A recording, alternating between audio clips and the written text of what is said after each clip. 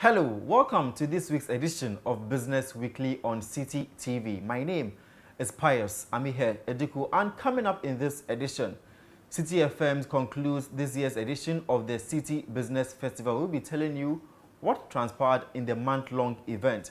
Also this week, the minority in Parliament is requesting that the Managing Director of the Bulk Oil Storage Transportation Company, that is BOST, Mr. Alfred Obin, be relieved of his post following reports of the sale of 5 million litres of contaminated fuel. Details of these plus other top business stories coming up in this edition.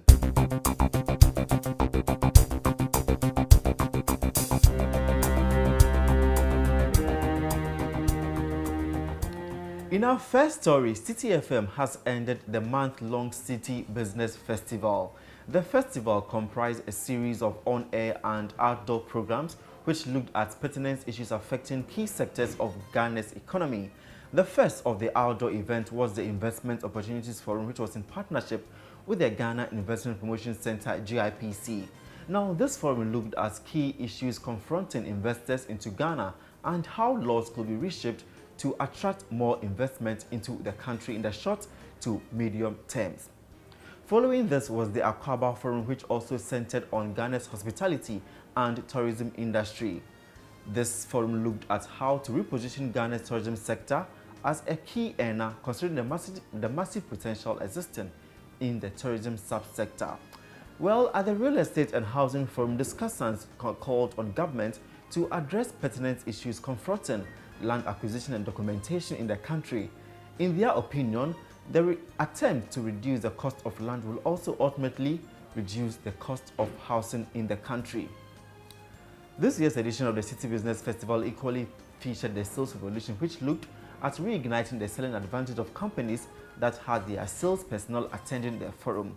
Together with this was the Management Bootcamp, which was a one-week event that looked at training top management executives on key issues affecting their operations.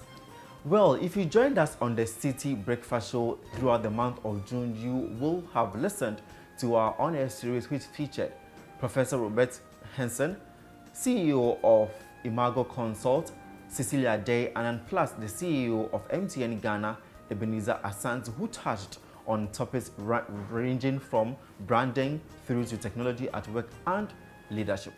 Now, the highlight of the Citi Business Festival, the Innovation Summit, came up last Saturday. At the event, the president of Greece, Bryce Simmons, called on government to ensure that policies are put in place to establish a procurement ombudsman. Speaking at the same event, the Minister for Environment, Science, Technology and Innovation, Professor Frimpong Boateng, said a new innovation policy is going to be formulated to guide the implementation of the allocation to innovation in the country. Also this week, the minority in Parliament raised concerns calling for the removal of the MD of BOST, Mr. Alfred Obin, over the sale of 5 million litres of contaminated fuel to Movempina Energy.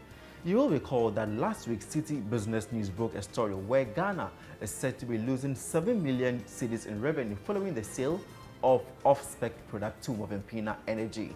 Now, the Energy Ministry has since instituted an 8-member committee to look into the allegations of possible fraud. Let's now take you to the country's ports, where the Ghana Ports and Harbours Authority has disclosed that it will not shield any institution found culpable in the building of illegal ports.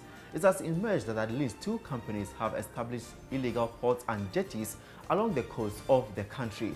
Speaking to Business Weekly, the Director General of the Ghana Ports and Harbours Authority, Paul Asare Ansah, said interrogations have begun and the law will deal with any institution found culpable. This week, the Ghana Community Network Services Limited, that is GCNet, dismissed reports that its systems breakdown has contributed to delays at the country's port. The terminal supervisor at the JPHA, Emmanuel Ashale Nikwe, earlier told Business Weekly that the systems breakdown of GCNet operations led to massive delays at the port. This, however, came on the back of the fact that there is a slow uptake on the single window platform being operated by West Blue Consulting. But reacting to this, the Chief Technical Officer for GCNet, Matthew Saputamet, explained to Business Weekly his outfit cannot be blamed for the delays at the port. Let's get to some updates on the economy this week, where the Finance Minister, Ken Ofori-Atta, has disclosed that The NPP government will issue its first diaspora bond later this year.